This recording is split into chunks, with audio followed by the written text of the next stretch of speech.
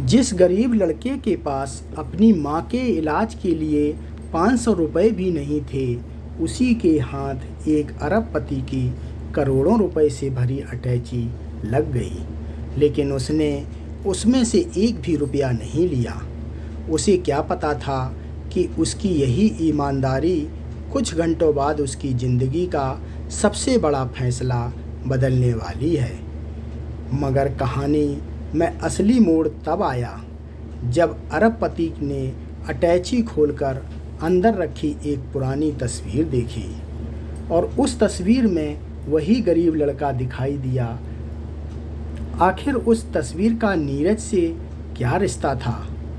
जानने के लिए कहानी को अंत तक जरूर सुनिए। तो चलिए प्रारंभ करते हैं कहानी। करोड़ों की अटैची और गरीब लड़के की ईमानदारी। शहर की सबसे ऊंची इमारतों के बीच एक ऐसी बस्ती थी जहां बारिश होने पर छत से ज़्यादा पानी घर के अंदर गिरता था। उसी बस्ती की एक छोटी सी झोपड़ी में 16 साल का नीरज अपनी माँ कमला के साथ रहता था। नीरज के पिता की कई साल पहले एक सड़क दुर्घटना में मौत हो चुकी थी। तब नीरज बहुत छोटा था। पिता के जाने के बाद उसकी माँ ने ही उसे पाल पोस कर बड़ा किया था। कमला लोगों के घरों में बर्तन मांजती और कपड़े धोती थी, लेकिन पिछले 1 साल से उसकी तबीयत लगातार खराब रहने लगी थी। अब वह ठीक से काम भी नहीं कर पाती थी। घर की सारी जिम्मेदारी नीरज के कंधों पर आ गई थी। सुबह होते ही वह अपनी पुरानी साइकिल लेकर शहर की गलियों में निकल जाता और दिन भर सामान पहुंचाने पर सवारी बैठाने का काम करता। शाम को जो कुछ पैसे मिलते उन्हीं से घर का चूल्हा जलता और माँ की दवाइयाँ आती। नीरज की सबसे बड़ी चिंता उसकी माँ थी। डॉक्टर ने कई बार कहा था कि कमला को बड़े अस्पताल में दिखाने की ज़रूरत है, लेकिन नीरज के पास इतने पैसे नहीं थे। सरकारी अस्पताल में लंबी लाइन और दवाइयों की कमी के कारण उसका इलाज अधूरा रह जाता। एक रात कमला तेज दर्द से करा रही थी। नीरज उसके सिरहाने बैठा था। उसने माँ का हाथ पकड़कर कहा, माँ चिंता मत करना, मैं तुम्हें ठीक करके ही दम लूँगा। कमला ने कमज़ोर मुस्कान के साथ बेटे के सिर पर हाथ रखा और कहा, बेटा मेरे लिए कभी गलत रास्ता मत चुनना। गरीबी चली जाएगी, लेकिन अगर ईमानदारी चली गई तो इंसान के पास कुछ नहीं बचता। नीरज ने माँ की बात दिल में उतार ली। अगली सुबह नीरज रोज की तरह काम पर निकल गया। उस दिन शहर में एक बहुत बड़े उद्योगपति और अस्पताल मालिक विक्रम मल्होत्रा की एक महत्वपूर्ण मीटिंग थी। विक्रम शहर के सबसे अमीर लोगों में गिने जाते थे। उनकी कई कंपनियां थीं और एक बड़ा निजी अस्पताल भी था। उस दिन वह अपनी कार से अस्पताल जा रहे थे। उनके साथ उनका निजी सहायक एक काली चमड़ी की अटैची लेकर बैठा था। उस अटैची में करोड़ों रुपए की एक व्यावसायिक डील से जुड़े कागजात, कुछ महत्वपूर्ण दस्तावेज और बड़ी रकम रखी थी। अस्पताल के मुख्य द्वार के पास अचानक कार को एक झटका लगा। ड्राइवर ने ब्रेक लगाया। पीछे बैठे सहायक ने जल्दी में दरवाज़ा खोला और कुछ सामान संभालने लगा। उसी दौरान अटैची सड़क के किनारे गिर गई। किसी को इसका पता नहीं चला। कार आगे बढ़ गई। कुछ ही मिनटों बाद नीरज अपनी साइकिल लेकर उसी रास्ते से गुजर रहा था। उसकी नज़र सड़क के किनारे पड़ी काली अटैची पर पड़ी। नीरज रुक गया। उसने चारों तरफ देखा। सड़क पर लोग आ जा रहे थे, लेकिन किसी ने उस अटैची की तरफ ध्यान नहीं दिया था। उसने अटैची उठाई। वह बहुत भारी थी। नीरज के मन में तुरंत ख्याल आया कि शायद इसमें कोई कीमती सामान होगा। उसने अटैची को अपनी साइकिल के पीछे रखा और पास ही एक सुनसान जगह पर चला गया। उसने कांपते हाथों से अटैची खोली। जैसे ही ढक्कन उठा, उसकी आंखें खुली की खुली रह गईं। अंदर नोटों की गड्डियाँ थीं। इतनी रकम की नीरज ने कभी एक साथ सपने में भी नहीं देखी थी। एक तरफ दस्तावेज रखे थे और दूसरी तरफ एक छोटी सी लाल फाइल थी। नीरज ने एक नोट उठाने के लिए हाथ बढ़ाया, लेकिन अचानक उसे अपनी माँ की बात याद आ गई। गरीबी चली जाएगी, लेकिन ईमानदारी चली गई तो इंसान के पास कुछ नहीं बचेगा। नीरज ने तुरंत हाथ पीछे खींच लिया। उसने अटैची बंद की और मन ही मन कहा, ये पैसे मेरे नहीं हैं, मैं इन्हें उनके मालिक तक पहुंचाऊंगा। वह अटैची लेकर उसी बड़े अस्पताल की तरफ चल पड़ा। उसे नहीं पता था कि यह फैसला उसकी ज़िंदगी बदलने वाला है। अस्पताल के बाहर पहुंचते ही सुरक्षा गार्ड ने उसे रोक लिया। गार्ड ने उसके पुराने कपड़े देखे और कहा, कहाँ जा रहे हो? नीरज ने कहा, मुझे अस्पताल के मालिक विक्रम मल्होत्रा जी से मिलना है, मुझे उनका सामान मिला है। गार्ड हंस पड़ा, तुम विक्रम मल्होत्रा से मिलोगे? तुम्हारे जैसे लोग अंदर जाकर क्या करेंगे? नीरज ने अटैची दिखाते हुए कहा, यह उनकी अटैची है, सड़क पर मिली थी। गार्ड का चेहरा बदल गया।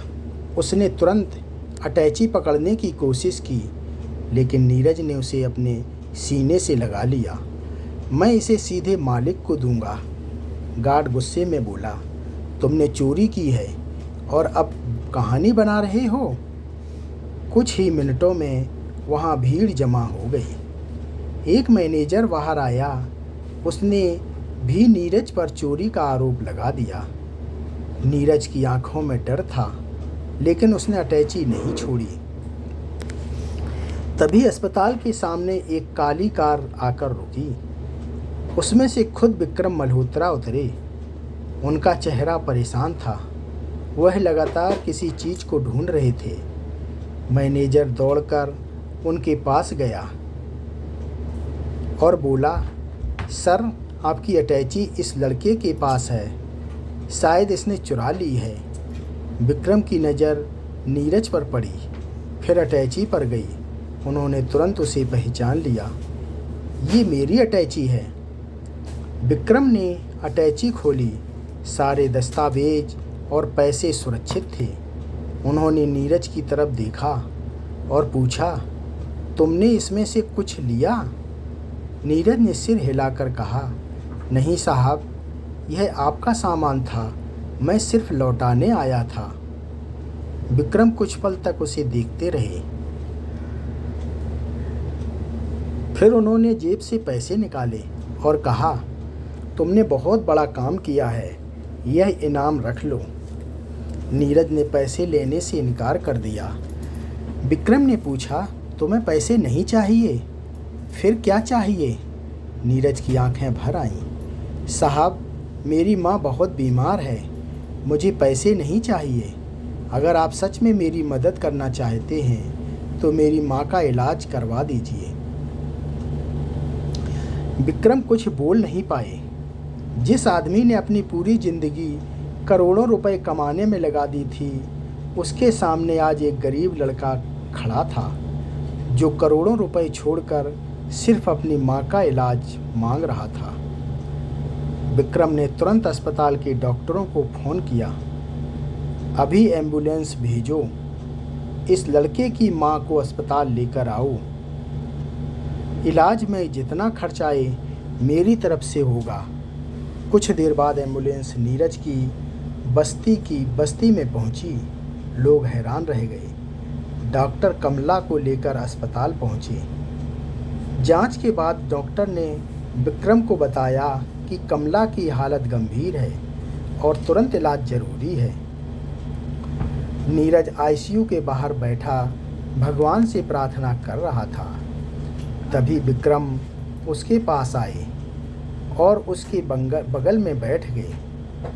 उन्होंने कहा, तुम्हारी ईमानदारी ने आज मुझे सोचने पर मजबूर कर दिया है। नीरज ने पूछा, साहब मेरी माँ ठीक हो जाएगी? विक्रम ने उसके कंधे पर हाथ रखा। हम पूरी कोशिश करेंगे। लेकिन उसी रात डॉक्टरों को एक और रिपोर्ट मिली जिसने विक्रम को भी परेशान कर दिया। कमला के पुराने मेडिकल रिकॉर्ड में कुछ ऐसा लिखा था जिसे देखकर विक्रम का चेहरा अचानक सफ़ेद पड़ गया। डॉक्टर ने कहा, सर इस महिला के पुराने रिकॉर्ड में एक व्यक्ति का नाम है। विक्रम ने पूछा, किसका? डॉक्टर ने फाइल आगे बढ़ाई। नाम पढ़ते ही विक्रम के हाथ कांपने लगे। वह नाम था रघुवीर मल्होत्रा। विक्रम के पिता का नाम? विक्रम ने कांपती आवाज में पूछा। इस महिला का मेरे पिता से क्या संबंध था? लेकिन किसी के पास इसका जवाब नहीं था। उसी समय आईसीयू के अंदर कमला को होश आया। उसने आंखें खोली और सामने विक्रम को देखा। कमला ने उसे देखते ही कहा, तुम रघुवीर के बेटे हो? विक्रम स्तब्ध रह गया। अब यह सिर्फ एक गरीब लड़के की ईमानदारी की कहानी नहीं थी। इस अटैची ने वर्षों पुराने एक ऐसे राज का दरवाज़ा खोल दिया था जिसे विक्रम के परिवार ने हमेशा के लिए दफन समझ लिया था। और सबसे बड़ा सवाल यह था कि नीरज की माँ कमला और विक्रम के पिता रघुवीर के बीच आखिर क्या रिश्ता था? अटैची में छिपा पुराना राज। विक्रम पूरी रात अस्पताल में बैठा रहा। उसके दिमाग में सिर्फ एक सवाल घूम रहा था, आखिर कमला उसके पिता को कैसे जानती थी? उसके पिता रघुवीर मल्होत्रा की मृत्यु को 15 साल हो चुके थे। परिवार में हमेशा यही बताया गया था कि उनकी मौत एक दुर्घटना में हुई थी। लेकिन कमला की आंखों में अपने पिता का नाम सुनते ही जो डर दिखाई दिया था, उसने विक्रम के मन में कई सवाल खड़े कर दिए थे। सुबह होते ही विक्रम ने अपने पुराने पारिवारिक रिकॉर्ड निकलवाए। उसने पिता के पुराने कर्मचारियों से संपर्क किया। धीरे धीरे उसे पता चला कि रघुवीर मल्होत्रा अपने शुरुआती दिनों में एक छोटी सी फैक्ट्री चलाते थे। उस समय उनकी फैक्ट्री में कमला नाम की एक महिला काम करती थी। वह अपने पति के साथ वहाँ काम करती थी, लेकिन एक दिन फैक्ट्री में आग लग गई थी। कई लोगों की जान खतरे में थी। रघुवीर ने कई मजदूरों को बाहर निकाला था। विक्रम ने पूछा, कमला का पति? पुराने कर्मचारी ने जवाब दिया, साहब उसका नाम सुरेश था। वह उस हादसे में मारा गया था। विक्रम के पैरों तले जमीन खिसक गई। सुरेश वही नाम था जो उसके पिता की पुरानी डायरी में कई बार लिखा हुआ था। विक्रम ने अपने पिता की पुरानी डायरी खोजनी शुरू की। कई घंटों बाद उसे एक पुराना कागज मिला। उस पर लिखा था कि फैक्ट्री की आग दुर्घटना नहीं थी, किसी ने जानबूझकर आग लगाई थी। रघुवीर ने इसकी जांच शुरू की थी, लेकिन जांच पूरी होने से पहले उनकी मौत हो गई। विक्रम को समझ आने लगा कि उसके पिता की मौत शायद दुर्घटना नहीं थी। उधर नीरज अपनी माँ के पास बैठा था। कमला की हालत अब स्थिर थी। उसने नीरज का हाथ पकड़कर कहा, बेटा अब समय आ गया है कि तुझे अपने पिता के बारे में सच पता चले। नीरज ने हैरानी से पूछा, मेरे पिता के बारे में? कमला की आंखों में आंसू आ गए। तुम्हारे पिता सुरेश साधारण मजदूर नहीं थे, वह रघुवीर मल्होत्रा के बहुत करीबी दोस्त थे। दोनों ने मिलकर एक बड़ा सच पता लगाया था। नीरज चुपचाप सुनता रहा। कमला ने बताया कि उसके पति सुरेश को पता चल गया था कि फैक्ट्री में घटिया सामान की सप्लाई करके करोड़ों रुपए का घोटाला किया जा रहा है। सुरेश ने रघुवीर को इसकी जानकारी दी। दोनों ने मिलकर सबूत जुटाने शुरू किए, लेकिन घोटाले में शामिल कुछ ताकतवर लोग इस बात से डर गए। एक रात सुरेश की हत्या कर दी गई। रघुवीर ने पुलिस में शिकायत करने की कोशिश की, लेकिन कुछ ही दिनों बाद उनकी भी संदिग्ध दुर्घटना में मौत हो गई। कमला डर गई थी। उसने नीरज को लेकर शहर छोड़ दिया और बरसों तक गरीबी में जीवन बिताती रही। विक्रम यह सब सुनकर अंदर से टूट गया। उसे पहली बार समझ आया कि उसके पिता की मौत के पीछे शायद कोई बड़ा षड्यंत्र था। उसने कमला से पूछा, अगर आपको इतना ही सब पता था तो आपने कभी मुझे क्यों नहीं बताया? कमला ने कहा, मैंने कोशिश की थी, लेकिन मेरे पास कोई सबूत नहीं था और मेरे पास अपने बेटे को बचाने के अलावा कोई रास्ता नहीं था। तभी विक्रम को अचानक उस अटैची की याद आई। उसने अटैची दोबारा खोली, अंदर रखी लाल फाइल को निकाला। उसमें पुराने दस्तावेज थे। सबसे नीचे एक पुरानी तस्वीर थी। तस्वीर में 3 लोग खड़े थे, रघुवीर मल्होत्रा, सुरेश और एक तीसरा व्यक्ति। विक्रम ने उस तीसरे व्यक्ति को पहचान लिया। वह उसके पिता का सबसे भरोसेमंद कारोबारी साझेदार था, महेश अग्रवाल। विक्रम के चेहरे पर तनाव साफ दिखाई देने लगा। महेश आज भी उसकी कंपनी का सबसे बड़ा सलाहकार था। विक्रम को शक हुआ कि शायद असली अपराधी वही था। उसने बिना किसी को बताए पुराने दस्तावेजों की जांच शुरू की। कुछ दिनों की मेहनत के बाद उसे पता चला कि कंपनी के पुराने खातों में करोड़ों रुपए का गमन हुआ था। पैसा एक ऐसी कंपनी में भेजा गया था जिसका मालिक महेश था। विक्रम ने पुलिस और अपने वकीलों की मदद से सारे सबूत इकट्ठे किए, लेकिन महेश को इस जांच की भनक लग गई। एक रात जब नीरज अपनी मां के कमरे के बाहर बैठा था, अस्पताल की बिजली अचानक चली गई। अंधेरे में 2 लोग कमला के कमरे की तरफ बढ़े।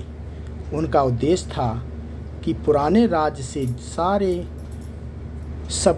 जुड़े सारे सबूत खत्म कर दिए जाएं। लेकिन नीरज ने उन्हें देख लिया। उसने तुरंत अस्पताल की सुरक्षा टीम को सूचना दी। दोनों लोग पकड़े गए।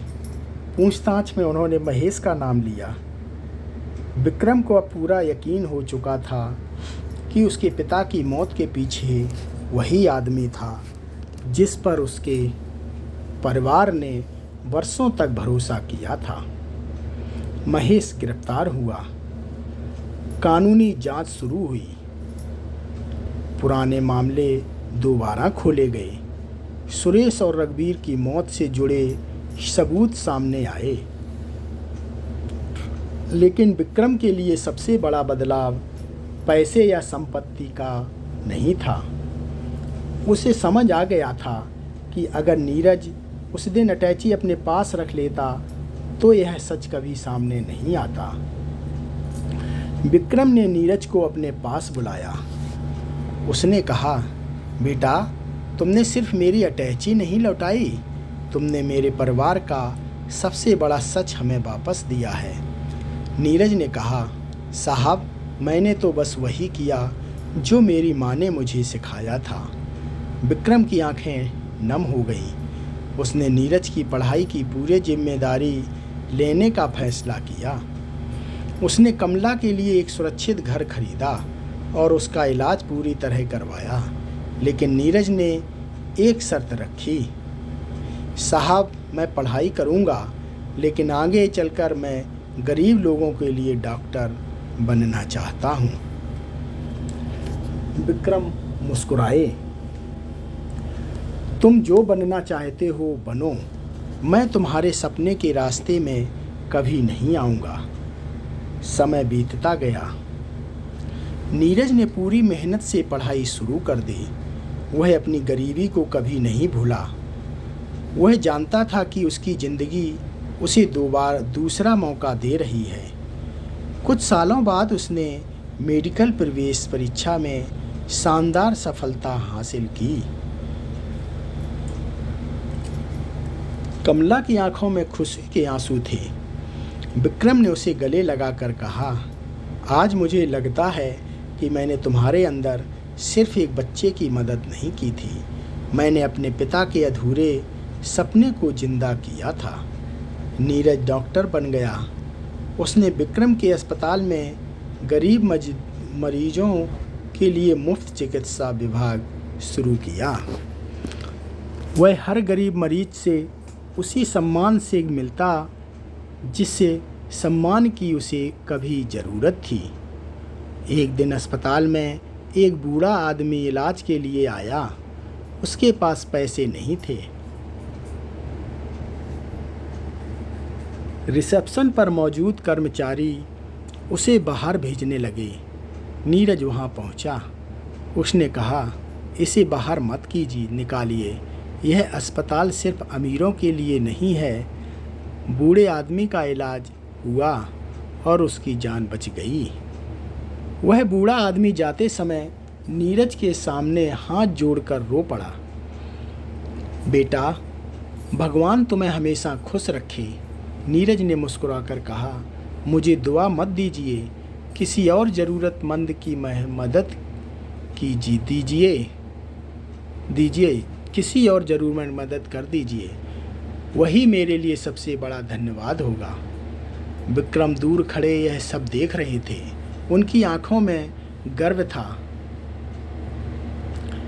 बरसों बाद विक्रम ने अपनी सारी संपत्ति का एक बड़ा हिस्सा गरीबों के इलाज के लिए ट्रस्ट को दे दिया। उस ट्रस्ट का नाम रखा गया ईमानदारी फाउंडेशन। उद्घाटन के दिन विक्रम ने मंच पर कहा, मैंने ज़िंदगी में करोड़ों रुपए कमाए, लेकिन मेरी जीवन की सबसे बड़ी कमाई मुझे एक गरीब लड़के ने दी। उस दिन मेरी अटैची लौटाई थी। आज उसने मुझे मेरी इंसानियत लौटा दी है। पूरा हाल तालियों से गूंज उठा। नीरज मंच पर अपनी माँ के साथ खड़ा था। कमला की आंखों से आंसू बह रहे थे। वह अपने बेटे को देखकर सिर्फ इतना बोली, मुझे पता था बेटा, ईमानदारी कभी हारती नहीं। नीरज ने माँ के पैर छुए। उस दिन करोड़ों रुपए की अटैची ने सिर्फ एक गरीब लड़के की ज़िंदगी नहीं बदली थी, उसने एक अमीर आदमी को इंसान बनाया था। एक अमीर आदमी को इंसान बनाया था। एक पुराने अपराध का सच सामने लाया था। एक माँ को नया जीवन दिया था।